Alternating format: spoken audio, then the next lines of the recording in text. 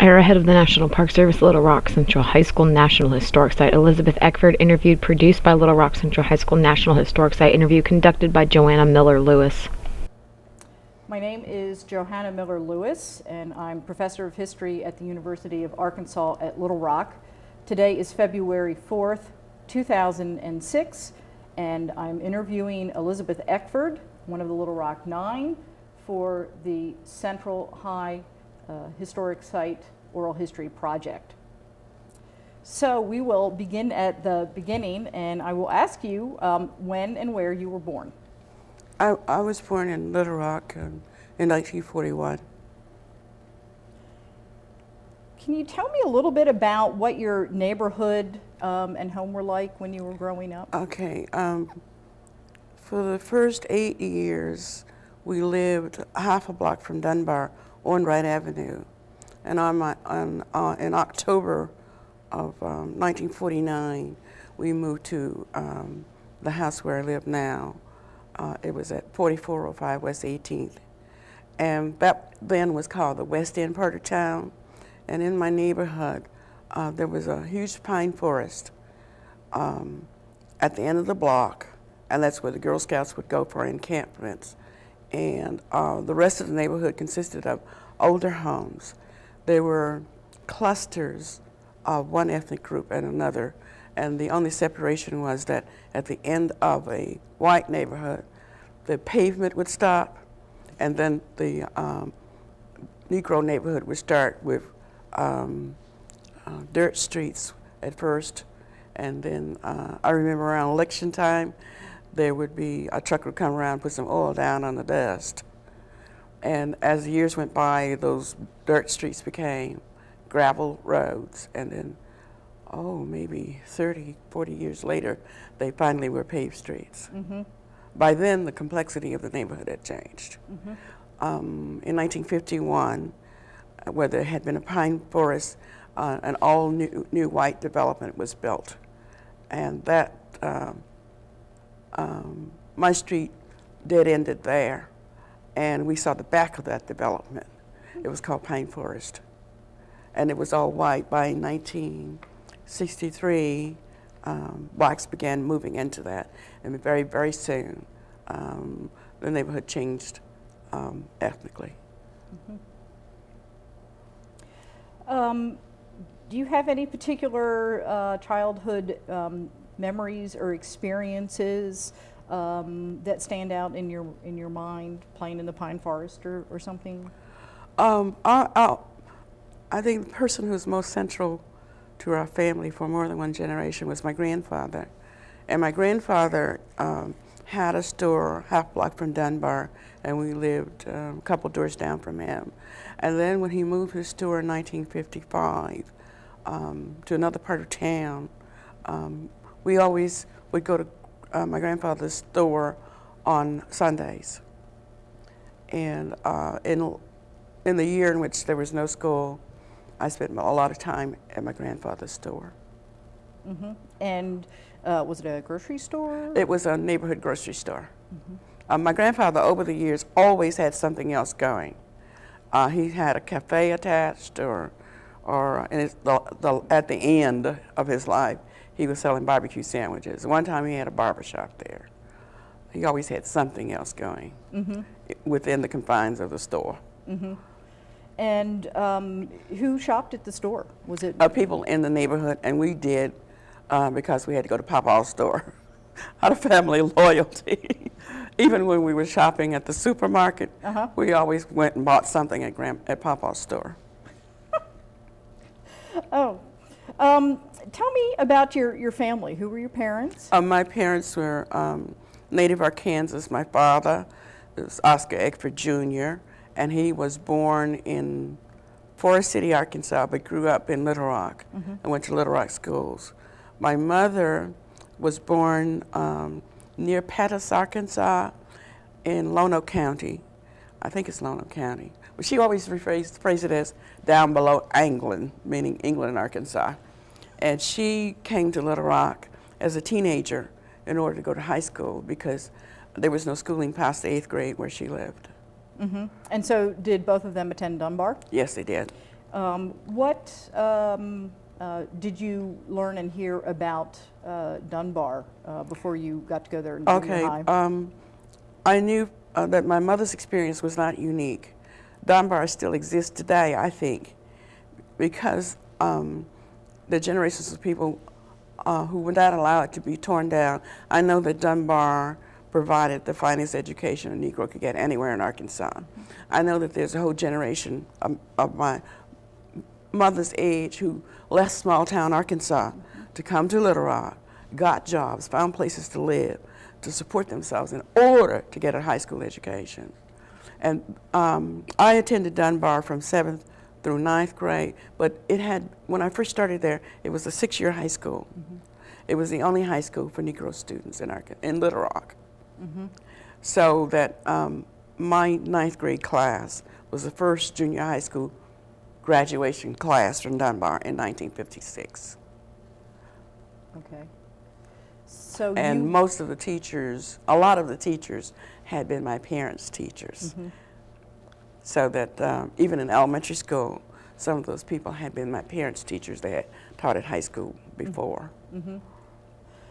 So you were attending Dunbar Junior High when it ceased to be a high school Yes. and a junior college. Do you remember I remember anything that there about was a junior college. I remember my aunt, my mother's youngest sister, went to school there. But that's my first recollection that something else was going on in Dunbar is when we lived on Wright Avenue and I was a little kid. I would see these veterans in the khaki uniforms going to school at night, I guess to get their finish high school or to take some junior college courses. Sure, yeah, GI Bill. Tell me about your brothers and sisters. I'm part of the Eckford half dozen. I have 3 brothers and 2 sisters. Like that. And people used to refer to us as one of the Eckfords.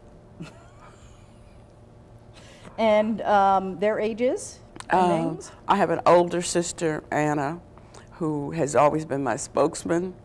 She could intercede with my parents for me because I was a very, very shy, submissive child. So it was Anna who worked on my parents to get permission to go to Central High School. Because the first time, my mother said, she didn't say no. I call her the queen of no. She didn't say no. She said, we'll see. And that dragged on and on and on. And in fact, I didn't make the final decision to go to Central until late into the summer before school opened. And I remember that we had interviews with the superintendent, Virgil Blossom. We may have had interviews with the school board, but I don't remember very much about those interviews at all.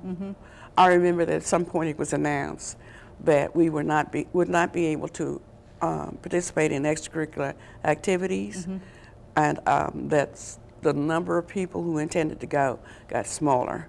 But this wasn't of concern to me because the Queen of No wouldn't have let me be away from home at night at some school activity anyway. Okay, so Anna's your older sister. And I have 3 brothers. They're all younger than me. I have a sister who's 9 years younger. And they also attended Dunbar? My youngest siblings, a brother and a sister, when they were in junior high schools, the junior high schools were desegregated. So they went to West Side, which was the closest high school to them, closest junior high to them. And my youngest brother was in school at the time that Metropolitan was open as a vocational school, so he went to high school there. My middle brother was one of 3 boys that desegregated Little Rock Votech High School. It was an old boys' high school. And he graduated from high school in 1968. Okay.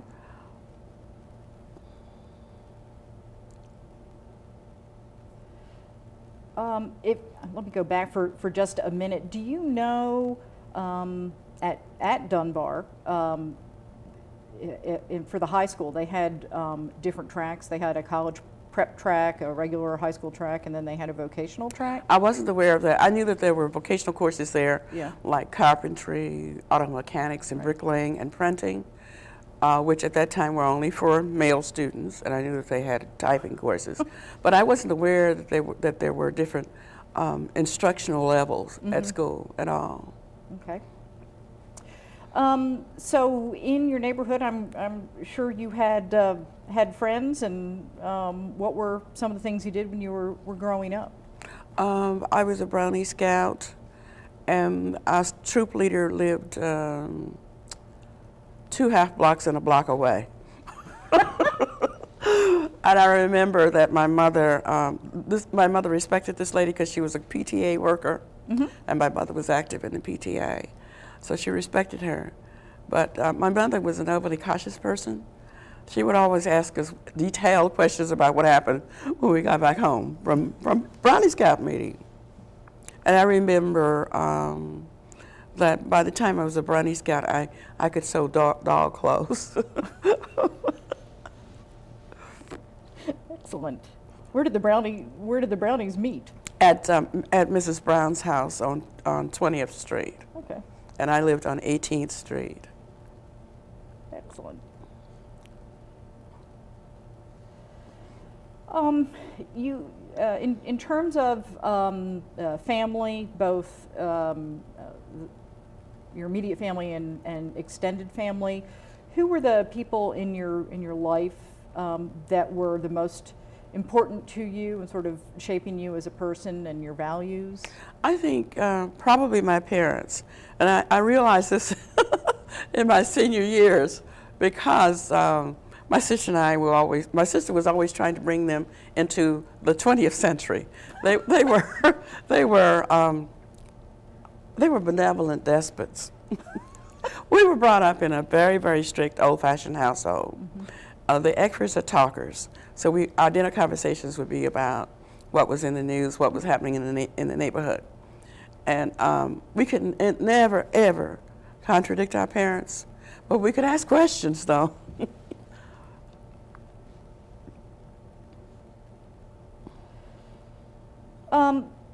When you were growing up, what were your plans for the future?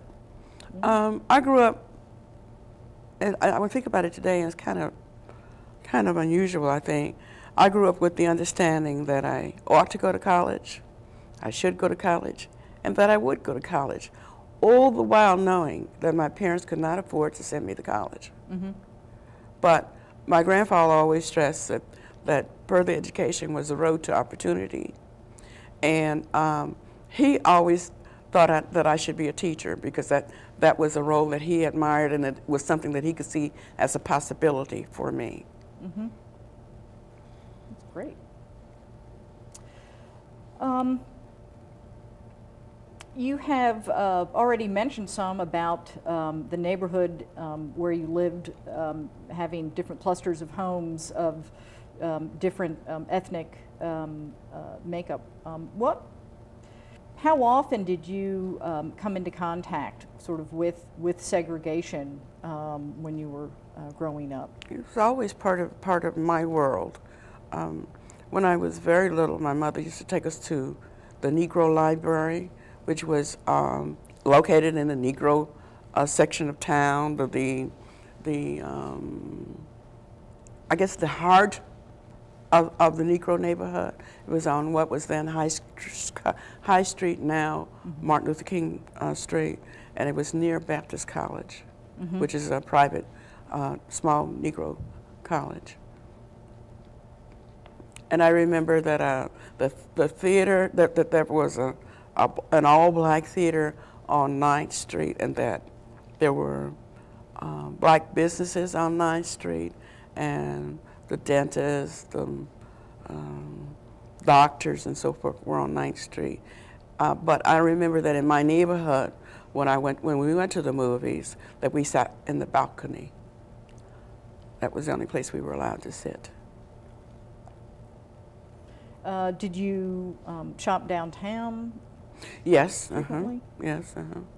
But I don't. The only thing I remember of segregation from the stores downtown, I remember that at one time there were water fountains marked colored and white. I don't remember whether or not we were prohibited from trying on clothes. I don't remember that because I think probably the only thing we would have to try on would be shoes. I know we tried on shoes, because everything else, we made our clothes. Or my mother made them until we got to the point where our sewing was sufficient for us to sew our own clothing. Sure. Did you get to take the infamous home ec classes at Dunbar? Yes, But my mother at one point had been a dressmaker. She taught us to sew. It was something that we always liked to do. It wasn't a chore. And I remember that there was a store downtown called the Fabric Center, and my mother had always taught us how to determine quality of clothing. And I remember the tactile pleasures I would have walking through the store, stroking silk and the finest wools and so forth. Absolutely.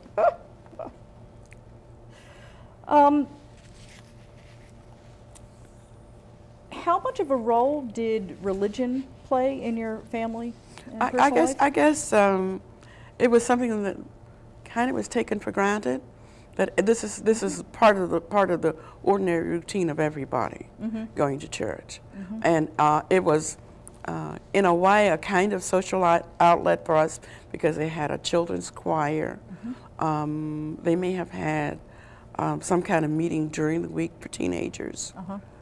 And I remember that at one point we had young ministers too, who were ministers of our church. They, while they were students at Blander, the Cone brothers.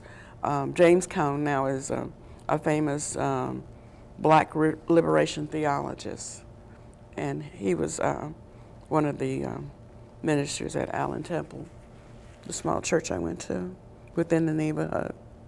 It was close to Stevens, the elementary school that I went to. Okay. All right. So you went to Stevens. So that would have been grades 1 through 5. Grades 1 through 6. Grades then. 1 through 6. Okay. And the first year I went, I had moved from Gibbs to Stevens because we moved that year in 1949.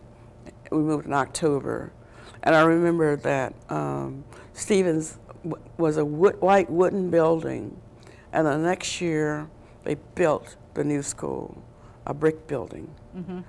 And Gibbs had been, I think, a two-story old schoolhouse that was brick on the outside. And you mentioned earlier your grandfather's belief that education was the key to sort of succeeding in life. My parents believed that too. And so, see, education wasn't taken for granted. It was always stressed to us that not only this is how you better yourself, but that this is something nobody could ever take away from you. So we were working class people, I guess, with some middle class aspirations. My father worked for the railroad, and then he had a second job working as what you would describe as a houseman, I guess, in a couple of homes where they had household staffs. And my mother, for a long time, was the laundry operator at the school for the deaf and blind, where my brother went to school, and it was within walking distance of our home. And she also was a maid in a house in this neighborhood, all white neighborhood, half a block from us. So did your brothers and sisters, I'm assuming all of them went to school, and Yes. did they go to college as well? My middle brother, the one who went to this desegregated boys' school, left Little Rock the day after graduation, and he, over the years, acquired a junior college education. but he also acquired expertise in auto mechanics. For a long time, well, he first started out being a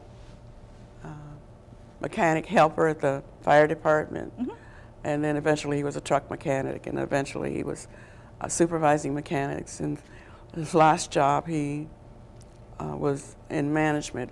He supervised, not directly supervised, did the administration for 5 groups of craftspeople for the harbor department in Los Angeles, the ship's carpenters, electricians, welders, and so forth.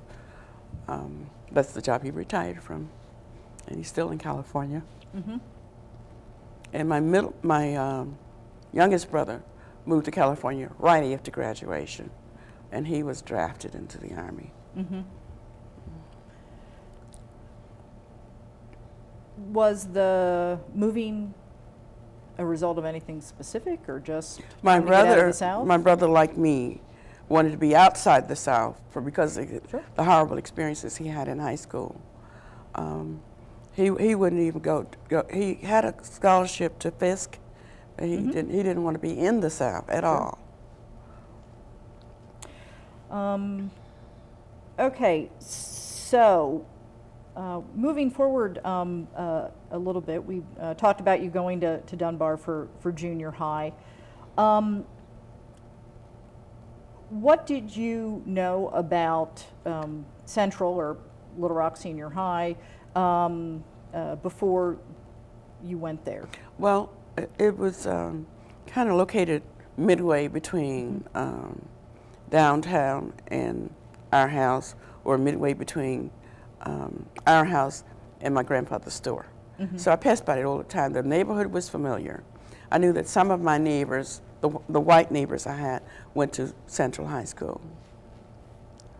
So even though I was a real shy person, and I was going to a much bigger school when I applied to go to Central, I expected to see some familiar faces. Oh, okay, yeah, sure. Did it have any other type of significance to you? I mean, No. besides? Okay. Except that I knew that in segregation, what the whites had was always more and better. Okay. So I went to Central because I wanted to be better prepared to go to college. Sure. But I didn't know I didn't have any specific knowledge about what was offered at Central.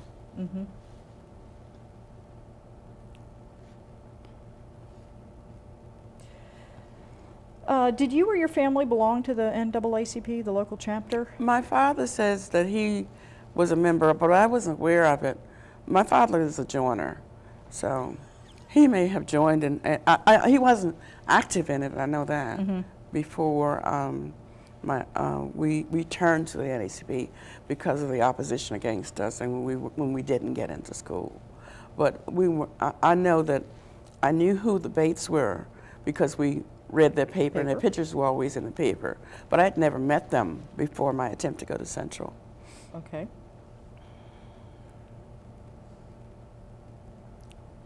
And was it a case of you and either your family or other members of the Nine turning to them, or the NAACP coming to you? We turned to them. Okay. I remember distinctly that on September 4th, the day I tried to go to school and was turned away, that evening my father took me to the Bates house, and that's when we met them. Okay. But I had seen Mr. Bates while I was waiting for the bus to take me away from Central. He'd walked over to me and said something to me. Yeah, I think sat with you on the bench for a little bit?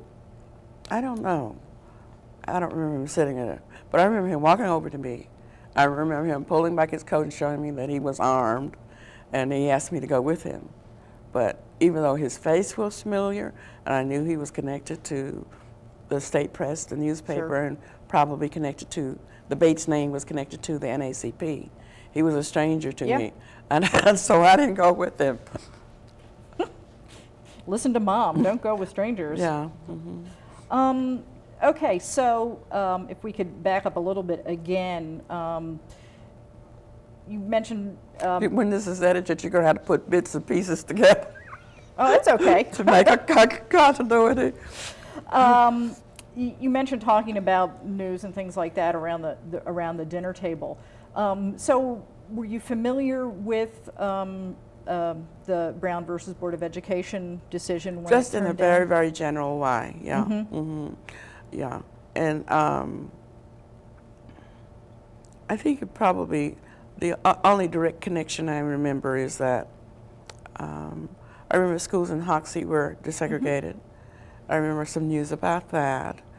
And it was in the spring of 1957 while I was at Dunbar, the new Negro high school that had been built, that I learned that Central was going to be desegregated.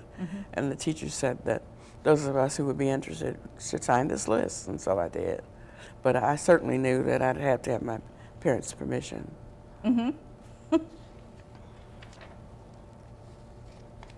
So that was you said the spring of 57. When I was at Dunbar, I was in the 10th grade. Okay.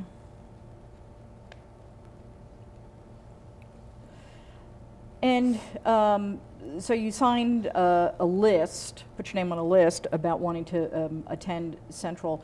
Do you remember if you had to fill out any type of a questionnaire for the? No, I don't remember filling out a questionnaire. Okay. Just remember signing up to as interested in going. And I think you mentioned earlier about having a meeting with the superintendent prior to attending Central. Were your parents with you at that meeting? I think so, probably so. The only thing I remember about what the superintendent had said at some point was that he would make this final selection, and that those chosen had to be good students and not troublemakers.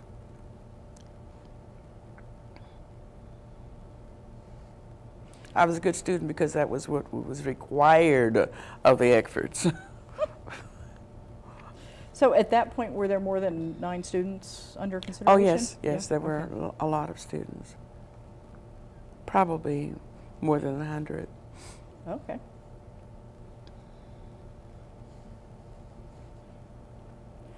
Do you remember when you found out that Governor Falvis was going to send in the National Guard? I remember we watched television the night before. We had been, watching the news, and I remember that the governor went on television. He said something about calling out that he expected violence, and he called out the Arkansas National Guard to preserve peace and order, or something like that. And our going to school was delayed. I think the superintendent asked us not to go to school the day that it opened, and asked that our parents not accompany us. Somehow he said that adults would instigate, their presence would instigate more violence, I guess. And so that's why I showed up alone.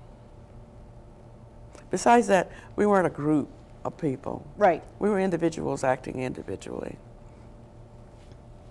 So when you heard that the National Guard was going to be there, your reaction was? I thought that they were there to protect all of the students. Yeah.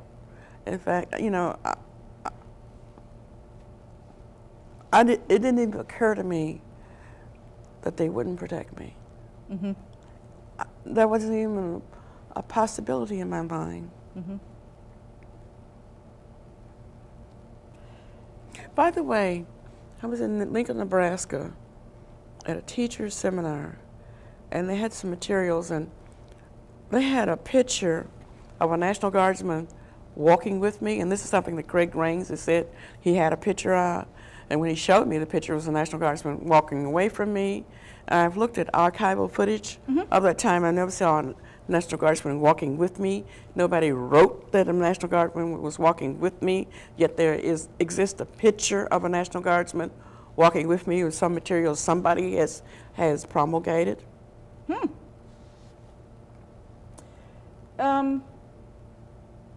Maybe sometime we can sit down in the archives here.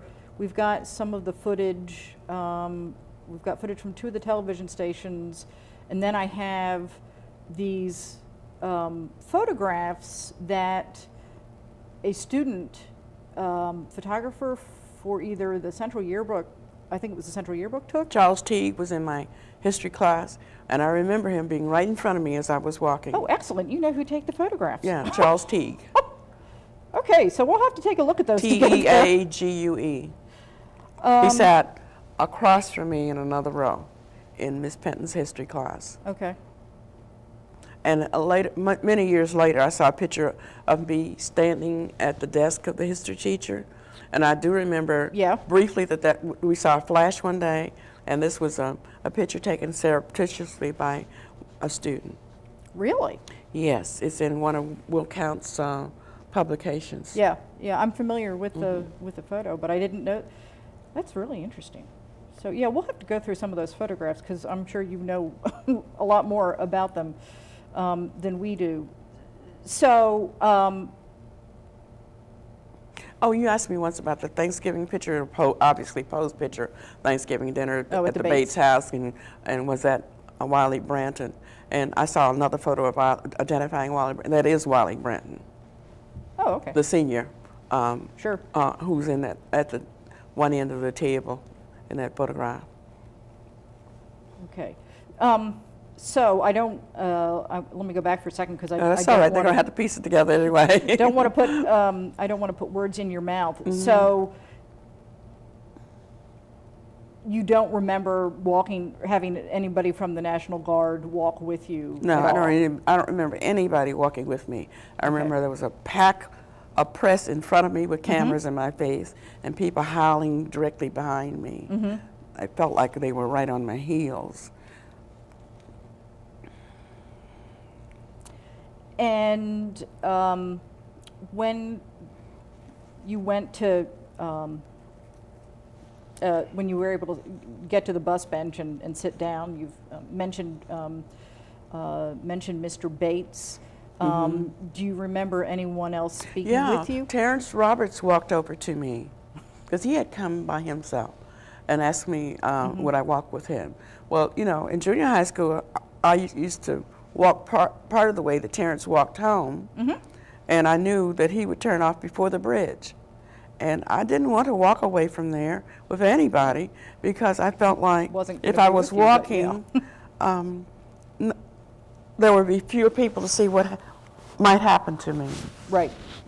So the bus in many ways meant safety to me. Getting on the bus meant safety to me. That's what I fastened on as I was walking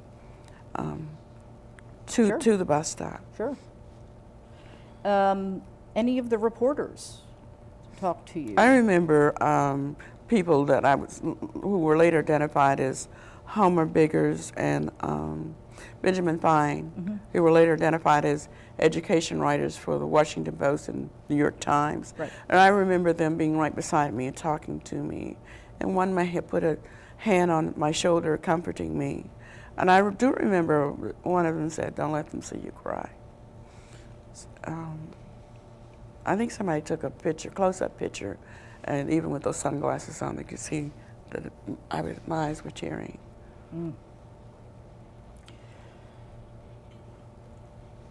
Of course, the photos that were taken that day have, I think, become icons of the civil rights movement. In once on an Oprah show, some of the pictures that AP had considered photographs of the century, some of the pictures were shown on that show, and what I call the mob scene picture that recurs in textbooks and documentaries was shown. AP voted it at one of the 50 most important pictures of the 20th century. Yeah, I remember that. So how does that make you feel? Well, I've always understood that the picture was famous, that I was not famous. The picture was famous. You know, I met Hazel Massery over a period of time. She would say peculiar things, but I came to the conclusion she thought she was famous. The girl was screaming behind me with her face twisted in hatred. Right. She thought that she was famous. It's interesting. As a historian, and when I worked on the little exhibit at the Visitor Center, people talked about a lot of the pictures a lot, but I was really struck by that photo being the one, and the way people would talk about the photo, almost like the photo has a life of itself. You know, good photojournalism tells a story that does not need to be reinterpreted. Absolutely. It captures emotion. That picture captures the emotion. It tells what was happening at that moment. And that's why it still exists today. So what, tell me some about the days in between, you know, sort of from September 5th through September 24th. What were those like? Oh, there was a lot of uncertainty. We didn't know when we would get in school, where we would go to school, and we were waiting, and time seemed so important, the lost time seemed so important to us having success in school or being able to get into school. It was really difficult to just keep waiting. It was really hard. And so did you get help with the schoolwork? Oh, we were waiting for legal help from the Naacp. Do you remember getting to meet Thurgood Marshall and Oh yeah, Wiley yeah. Brown? I had a crush on him. Yeah, I did. And I remember that I was surprised how salty he talked. He's the only person I remember that talked to Daisy Bates in the way that he did. Yeah. He took no guff from anybody. So your mother wouldn't have approved of his mouth. Oh, no. And how, I mean, did he interact a lot with the Bates? I remember that, you know, I was shy, so when I met famous people, I really couldn't talk to them. I carried around an autograph hound, and that was a way I would connect with people, is to ask them to give me the autograph. But I remember having a couple conversations with Thurgood Marshall, once on the steps of the Supreme Court when we were posing for a picture. He told me, never be the one on the end. I was, though. He said, well, if you're on the end, you can be chopped off. And I remember, I don't remember the exact conversation, but talking to him sitting on the couch in Daisy Bates' living room. I remember those 2 times seeing him. Okay, so we'll move forward to September 25th, and why don't you tell me about what that day was like? Okay, it's on September 25th. We had been gathered at Daisy Bates' house, and there were some Negro reporters there. By the way, I use terms that we used then. And I explained to kids that I use terms that are historically accurate, and that we have always struggled to define ourselves in this country, and that there have always been generational differences. That I explained to them why I keep using the term black, and they use the term African American.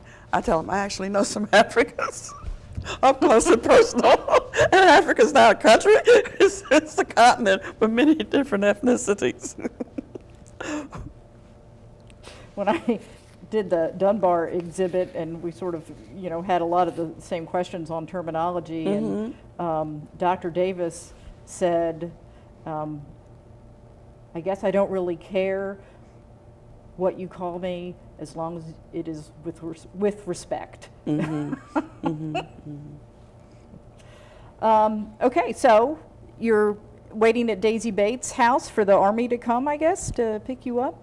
No, before that, on the 23rd, we had been gathered at the Bates house, and we went by cars in groups to Central, and we got in a door at the far end, well away from the crowd. Right. Crowd was down at the 14th Street end. We went in 16th Street end. But when we were gathered to go to school after we had been taken out, and we were there with the military, we went in a military convoy. I remember we were in a Army, I remember at one point, I don't know, it was the first day or another day, one point we were in a military van that was, that olive green, and there was gun-mounted jeeps fore and aft. And I remember the soldiers walking us up those steps, and there were students who were kind of like in a barricade, and soldiers went right through them. I felt like that was a triumphant moment for me, to have our protectors just have them part. That's right. Like part in the Red Sea. Much better than the 23rd. Yeah, and the students were chanting 2, 4, 6, 8. We don't want to integrate, and we developed this line to ourselves: 8, 9, 10. The guards will take us in. Excellent. I like that.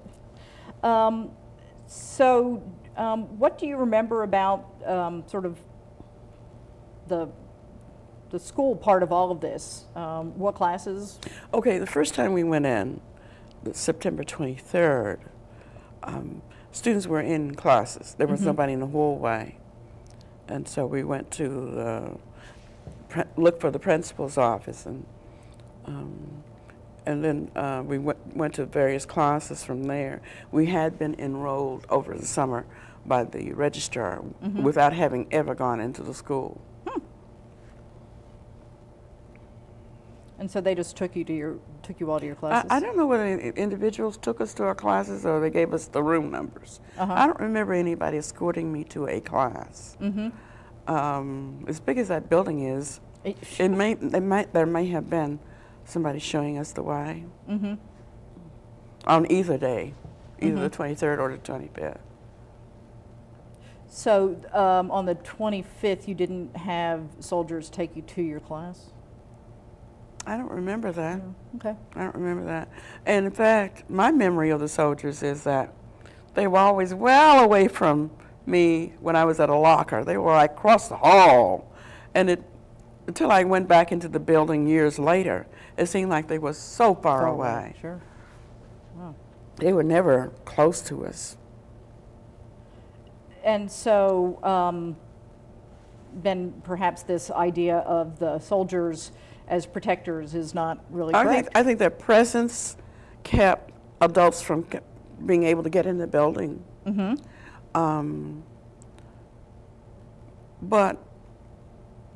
I know that there were some instances when they actually intervened. I heard of an incident where two or three of the boys were being knocked down and kicked in the hallway, and soldiers pulled the attackers off them. I heard that story. And I heard the story of the soldier dousing Gloria Ray into the water fountain as somebody was about to throw acid on her. Her teacher screamed, and that alarmed the soldier. I remember hearing those things, but I don't ever recall them. The only time a soldier intervened for me is when I grabbed a girl in the spring, as that had slammed into me, and he told me to let her go. And I said to him, don't tell me that you didn't see that. Because there had been times when the National Guardsmen would report that they didn't see what we saw. But they were there. Sure. In fact, I was riding a cab a couple of years ago with somebody, and they were telling me that they had a relative who lived in Sheridan who had been a National Guardsman. He could tell me what actually happened there. I said, I'd love to talk to him because I was there. Never heard any more from that at all. I gave him my card when he could contact me.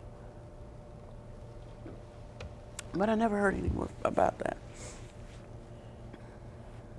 So how did you go back every day? Well, for a while we thought things would get better. Mm-hmm. Daisy Bates kept telling us things would get better. After a while, it was so frustrating, we knew nothing was going to change. We stopped reporting to the vice principals. We had to report, incidences, combination of incidences every day. We stopped doing that because it was fruitless. It was pointless. The principal didn't pay attention to anything unless a teacher reported that corroborated what we said. Even when Minnie Jean's mother saw her being kicked, he didn't do anything. Students had free, they could just do anything and nothing happened. In fact, in '96 I went back to the library to see what I could find that had been written, and in the books I found, I don't think anybody was ever prosecuted for anything. No. The police arrested a few people on the 23rd, Mm-hmm. but nobody was ever prosecuted. No. So your strength came from your family, your fellow students? Well, eventually it came because we had to hold on. We realized that whether or not desegregation would proceed was up to us. We'd seen instances in the past where it just collapsed, Mm-hmm. and it was the end of it. Mm-hmm. And so this is something I tell young people, that when you have to do something that's really, really hard, if the motive goes beyond yourself, it allows you to hold on a little bit longer, try to hold on a little bit longer. But honestly, going back every day was difficult. It was a decision you would have to make every day. Mm-hmm. And there were some days that you tried to hold on to the next class and through class after that. I remember one day I just couldn't do it. I called my grandfather to come get me. And I remember my grandfather, he was a very plain-spoken man. In fact, throughout my childhood, he's the only Negro I remember talking to white people honestly, without trying to not hurt their feelings. Right. He said to the principal, "You mean you can't control these children?" My grandfather said that. And did Mr. Matthews say? I don't remember what he said. Yeah. I don't remember what he said. So was there anyone in the school working, for the school district at that point that was helpful? That you... Well, Mrs. Huckabee, the girls' vice principal, always was sympathetic, Mm-hmm. but she never did anything that helped us. Sure. She always talked sympathetically. There were two people at the end of the day in my speech class who engaged me all the time, Mm-hmm. purposefully, and I knew they were sticking their necks out. I didn't know what it was costing them, but I knew it was costing them something. So much so that when I started to talk to them about them in the early '60s, at first I didn't identify them because I thought that there would be some negative repercussions to them and their families. Mm-hmm. I didn't feel safe to identify them till around 1963, I guess. Mm-hmm. And so who were they? Ann Williams, who I later learned, I talked to her mother in later years, that she and her family didn't live in Little Rock, but they lived on a farm outside the city. Many years later, I learned that her father was in the Central's first class, 1927, E. Granger Williams, and that he was the president of the Chamber of Commerce when the public rhetoric of civic leaders started to change. Yeah. Yeah. And his wife, Frances, was a member of the WEC. Well, I didn't know that until, 98 or so. Mm-hmm. So Ann Williams and Ken Reinhardt. Ken Reinhardt. And I didn't know until I saw one of the graduation pictures of Ernest Green that Ken was a senior, mm-hmm. and he was standing in this photo near Ernest, and in the background you could see a bunch of students talking conspirationally and looking at them because Ken was standing near Ernest. Oh, okay. Interesting. And I reconnected with them, met them in '96, Ken Reinhardt and Ann Williams, and told them what this had meant to me. At the time, they said that they didn't realize that this meant so much to me. Ann said that she looked back there and saw me sitting all alone, and that's why she reached out to me. She was exercising the golden rule: treat others as you would want them to treat you. And Ken, just in his personality, was a spiritual person then. In later years, he became a minister before he became a banker. He's retired now, but he and his wife live in near Hilton Head in South Carolina.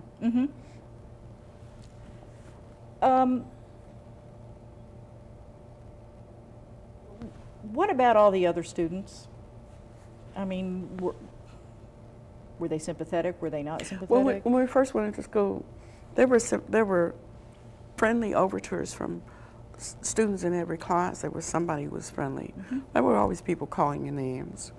But there were some people just, like in my history class, there was one guy who obviously was not connected to the organized attackers.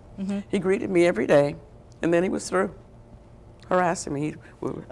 He started every day with his greeting, and then he was through with me.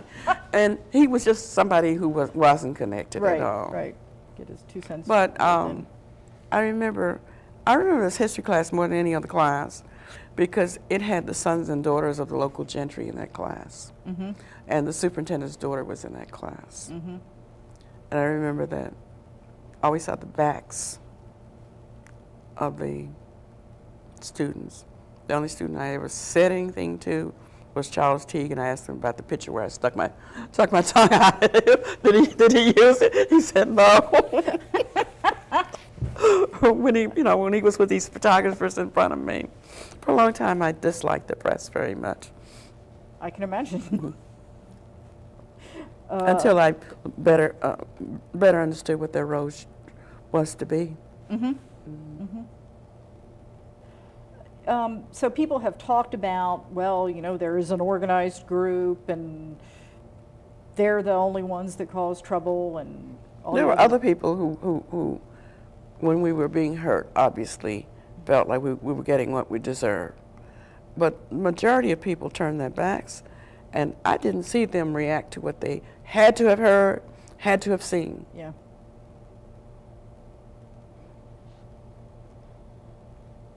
So it couldn't have... There were a lot of silent witnesses. In fact, the majority of them were silent witnesses.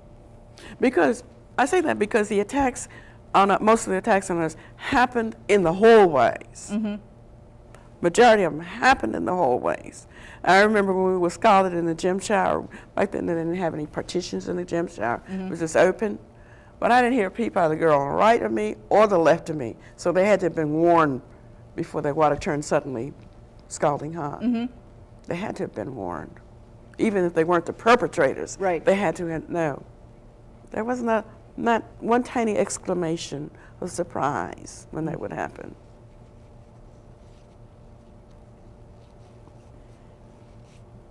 How often during the school day did you come in contact with the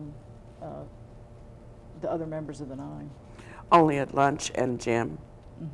After I was in gym with Minnie Jean, and after she was expelled, they put Carlotta in my gym class. And so I would see one, each of us would see at least one in gym. I think all the boys probably were in the same gym class. And then we would see each other at lunch. And people wouldn't sit at tables near us. They wouldn't even sit near us, let alone at the table with us. Ken said that he sat at the table once with Jefferson Thomas, and Jeff said that he thought Ken was a teacher.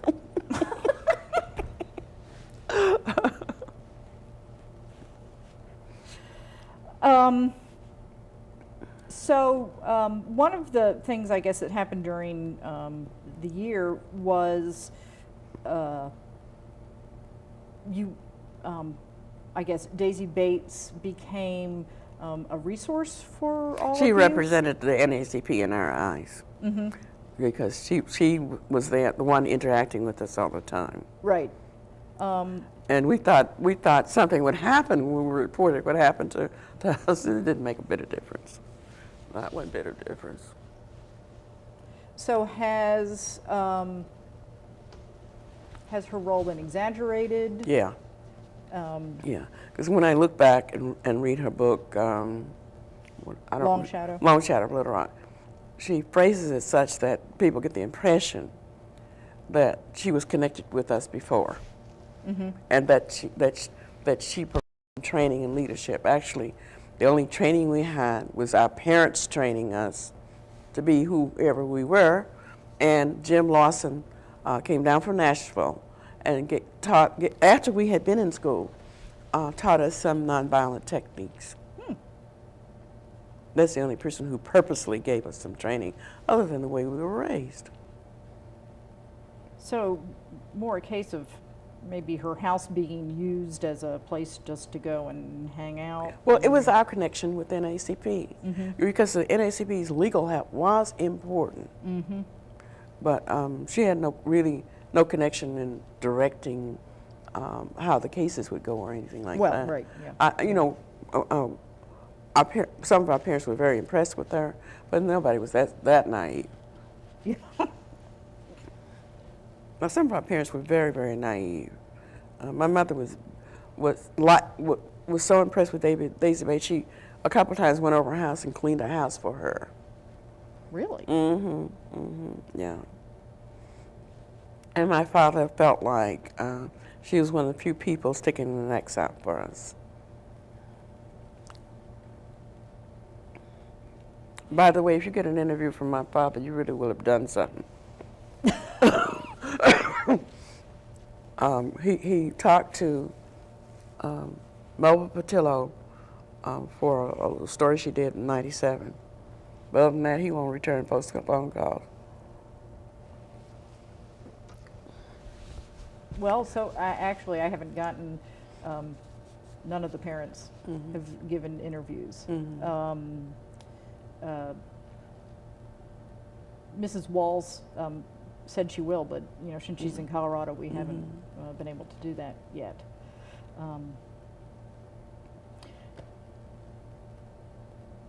Outside of Central and school during that year, how much did your life with other people change? Well, my life really didn't change very much, because we went to church, but we went to church together. Mm-hmm. It wasn't any place I went by myself. No. Except for when my siblings were in school and I was out of school, I was at my grandpa's house, mm-hmm. a store, or I was at the mother sheds. Mother trusted the mother sheds enough to allow me to go there.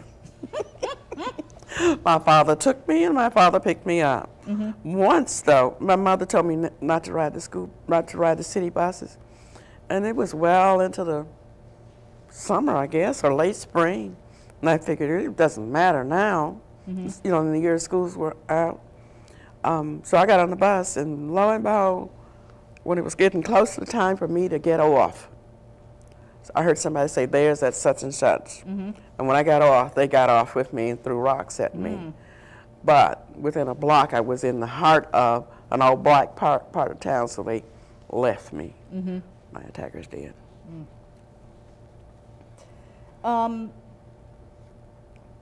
The summer. There was only one instance that was ever published in a newspaper, and that was when they were throwing rock-filled snowballs at us as we were trying to leave school. That's the only thing that ever was in a local paper, I think. Gracious. And my father had a hard time getting across the street to me. And a guard stuck back inside the building. Eventually we did too. The summer following the year of the crisis, the 57-58 school year. Did We you go? went on these treks across the country. Well, that's what I was going to ask about. Well, that was a relief for us to get away from Little Rock.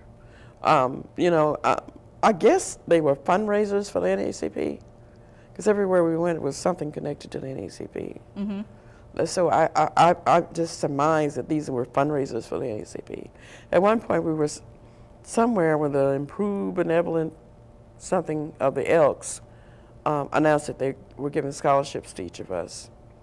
And I remember when I was in New York, met Mayor somebody.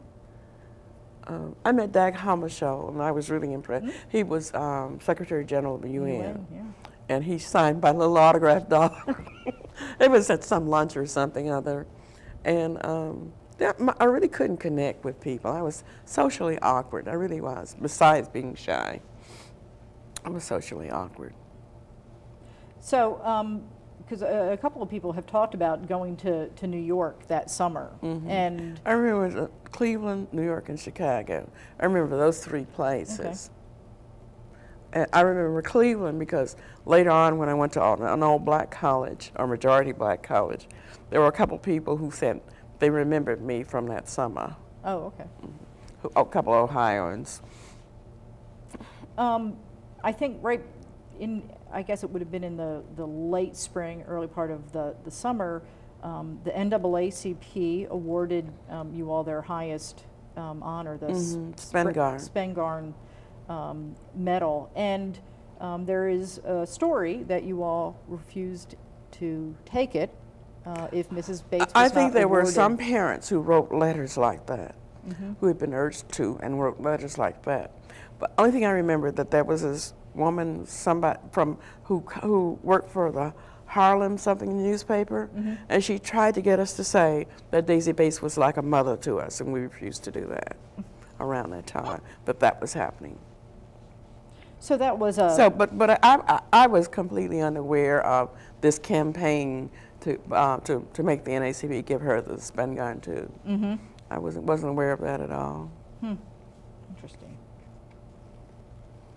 Probably my daddy was probably one of the ones, or my mother, or maybe both, who wrote a letter in her favor to the Naacp. And probably Mr. Thomas, Jefferson Thomas's father. And maybe the mother sheds. But very clearly, Mrs. Brown and Mrs. Patillo were not naive.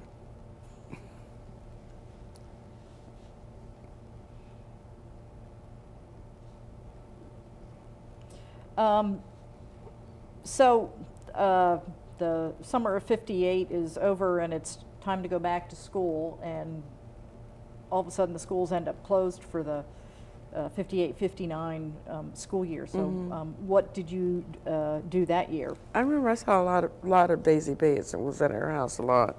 And I remember that she was giving scholarships to people, passing along scholarships to people so that some kids could go to boarding schools outside of Arkansas.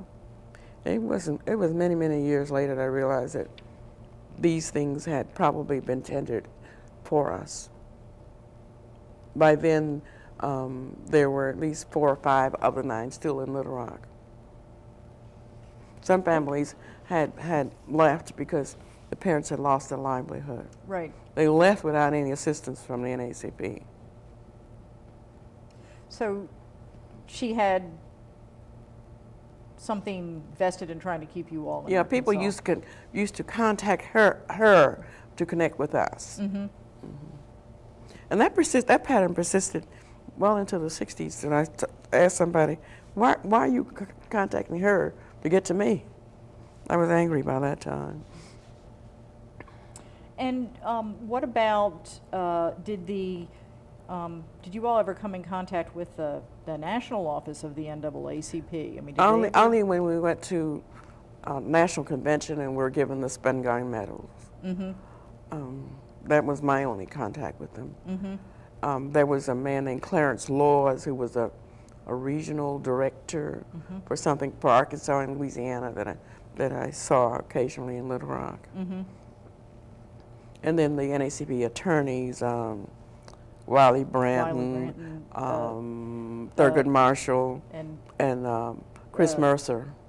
And did you know? Chris Mercer was the only attorney who really talked to us about the case, or about what would happen, what anticipated happening. Because we had this anxiety about when we would get into school. So he told us how long we could be out of school and still be able to go to school. What the cutoff point was. Right. Yeah. But sometimes when I'm around Wiley Branton Jr., I sense that he's somewhat chagrined that we don't have anecdotes about his father. His father didn't talk to us. Do you remember Simpson Tate from Dallas? No. Okay. Did some of the early work in Aaron V. Cooper? Well, I didn't testify. I went to Justice Department and I gave a deposition, but I didn't testify. I remember that there was one word that was inaccurate, and after this stenographer typed it all up, I just couldn't say that I made a mistake here and have her do it all over again. I said something like, I got off the bus at 13th Street, and I got off the bus at 12th Street. That was the error. Do you remember being interviewed by the FBI? That probably was when we were at the Justice Department.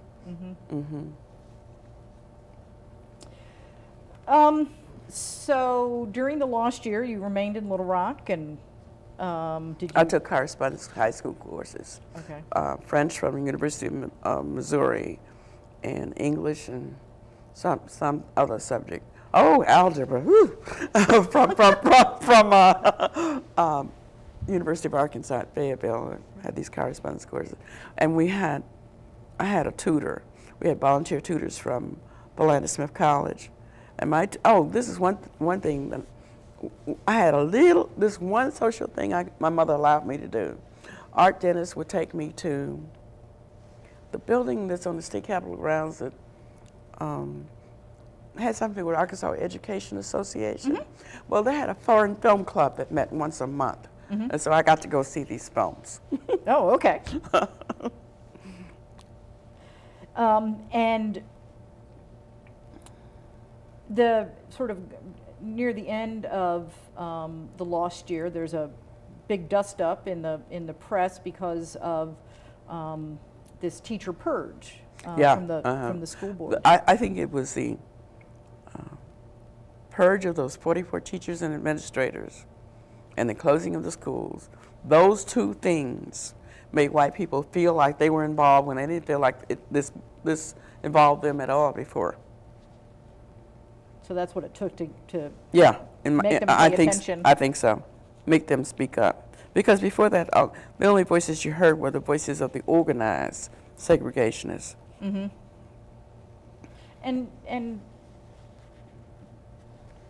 can you attribute that to anything?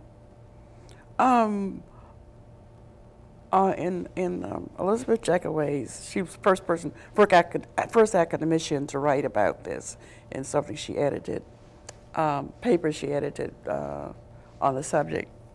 And her take was that was different from somebody else's. Somebody else said that probably what was happening was what the leaders wanted to happen, but they just didn't get out in front of the ugliness. That they were in agreement with what was happening. Or, as in one of the Women's Emergency Committee books or films, one of them gives the impression that the women became active because the men were more economically vulnerable than the women would be. So do you agree with that, or? Well, I can't rationalize for folk. I guess I'm just wondering how it appeared to you.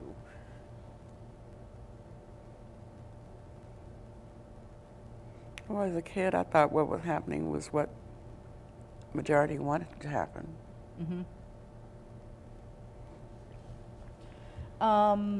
When the lost year was over, you're one of the few that Went back to Central? I went back just that one day because Jeff was there by himself. Oh, okay. And my excuse for going back was that I needed to pick up some transcripts. I didn't intend to go back to go to school at all. By then, I was set to go to college. Okay. So you went. Oh, by the way, the rest of the nine have high school diplomas, either from Central or from some of the school where the families moved to. I didn't get enough credits to get a diploma, so I went to college without a high school diploma.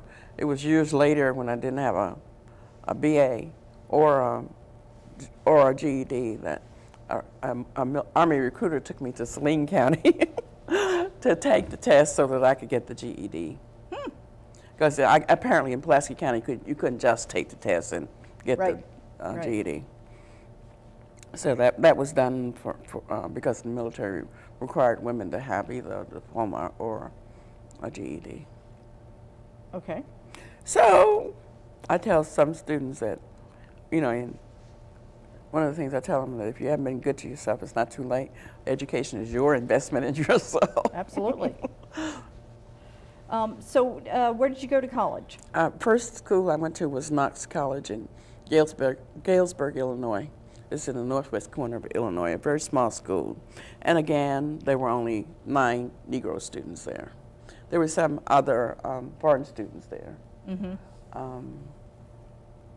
But it was a small school, under 3,000, still a small school. And a couple of things that were important there. This is where I started to express my feelings because I was allowed to. And this is where I was popular for the first and only time in my whole life. Well, you know what? You can't imagine what that feels like to a shy person. Your reputation preceded yourself. And this is something I tell kids. I said, when you leave this school that you're in now, you can recreate yourself. Absolutely. If you're not in the in crowd now, you can be someplace else. Yep, absolutely. So how long were you at Knox College? Just 1 year, freshman year. The next year I went to Central State in Wilberforce, Ohio. And any particular reason for? Yeah, my scholarship was not going to be renewed at Knox because my grades weren't good enough, and it was way too expensive. The scholarships didn't cover enough for that. So that's why I went to a state school. And what was your major? At first I didn't have a major, and then somebody asked me, and I said social work. So there are a lot of stuff where people thought that I got some kind of degree in social work, but later on, because of I for a poor person who college was a privilege to, I was a dilettante for a long time. I don't know how in the world I could do that, but really in essence I was. I took stuff I liked. I liked history and I liked French. So I took those, I wound up with hours in that stuff. So after a while, when I really had to for real do something, I became a history major. Good choice. And you know what? When I was little, and when I was going to Stevens, my mother came home one day with a book on world history. And I guess it was when my love of history began. I think I was probably around the 4th grade. And at Knox, they had this tradition of they test all the freshmen to see where they were academically. Not everybody had to take an English composition. There were a few people who started out with creative writing. I didn't test out of anything except beginning French. Actually, and history. I didn't have to start off with a survey course in history.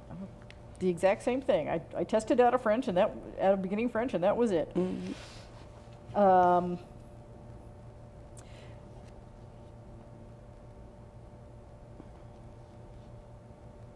With the crisis behind you and time to reflect,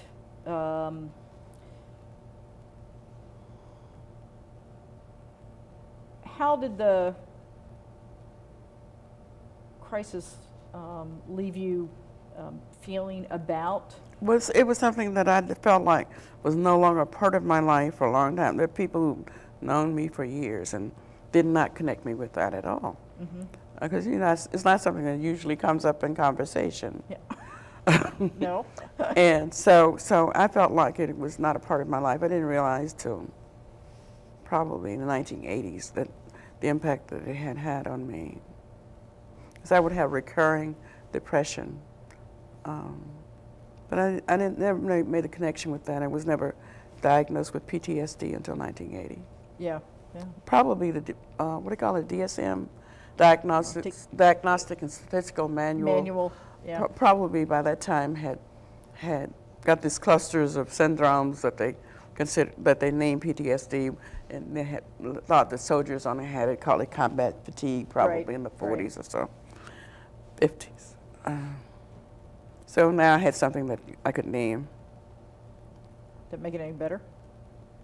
Well, after many years after that, realizing I had to keep contact with, and that I had to stay on medicine, you know, it has made a difference. Yeah, it's made a difference. It wasn't until the 1990s that I started talking about what was actually like inside school. I think even for Ernest, who's the most political, most out there of us, he really hasn't come to terms with it. I met a children's book writer in summer of '96. I think I went to the MLK Center, and they had an exhibit on children in the civil rights movement. Anyway, she said she had talked to him because she wrote a book about us. It says she was shocked to learn he didn't know how to tell his story. But he says today that he can't be locked in the past. So I guess, and I think now that I've interviewed everybody, I think everybody's dealt with it differently. Because you all had different experiences. Has it left you feeling about, you know, members of the white people differently? No, because I can't isolate that part of my life. I've had so many more experiences with other ethnic groups on a peer relationship, so that no.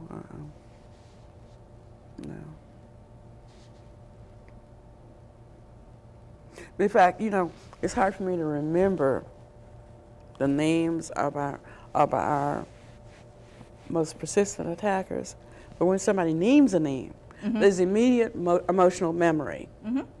But other than that, I can remember names of two or about three or four of them.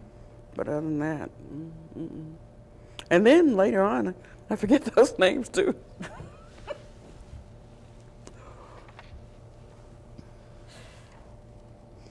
Now that is one thing that has happened to me that I think is a blessing, is that forgetting, of not being in my conscious mind at all. You know. And then finally, after struggling with the subject since '96, I have reached somewhat of a comfort level in talking about it. Plus, I met a researcher who says researched PTSD for 20 years and there's no cure, so I'm not looking for a cure anymore. I started out trying to cure myself. Yeah, you just work on it the best you can. Is there a legacy of the crisis? I mean, I leave that up to other people to determine. That's for other people to say what its legacy has been. That's something other people can determine. Because I can't be objective enough to do that. If there was sort of one thing you wanted people to know about the crisis, not necessarily about you or anything? When I talk to students, I just use the oral history as a framework. There are three things I want them to know. that they are agents of change, that if they reach out to somebody who's being harassed, that they can be very powerful to those people, and that each of us is responsible for the kind of community we have. That even if they aren't the active people out there doing those things, their silence allows them to do it. So those are the only three things that are important to me to convey to other people. I think they're extremely important. And for what it's worth, my perspective on as a historian is that the white community just kept telling themselves that nothing was going to happen. And then when it happened, they just kept saying, oh, it couldn't be happening, and that's why they didn't react. Well, there's some people who were in school at the time who claim they didn't know what was going on. But I would think that even in 1957, it's unusual to see violence in school and not have people talk about it among themselves. So of all the, what do you say to all the white students who say they were traumatized about that year? Oh, I do remember one girl told me she was scared. I said, scared of what? And people have said that their parents told them not to get in trouble, not to get involved. And I know that white students from that time struggled with what other people think of them. I'm not here to be their apologist. Yeah, because I think it just goes back to your points about being agents of change. And that's another reason why I continue to struggle to try to talk about it. It's because I heard people changing what I knew to be real. Revisionist history. Anything else you would like to talk about or share? It's enough. Thank you for your patience. Oh, thank you. This has been wonderful. Okay. Screen fades just once again show the arrowhead of the National Park Service Little Rock Central High School National Historic Site with accompanying social media handles and logos.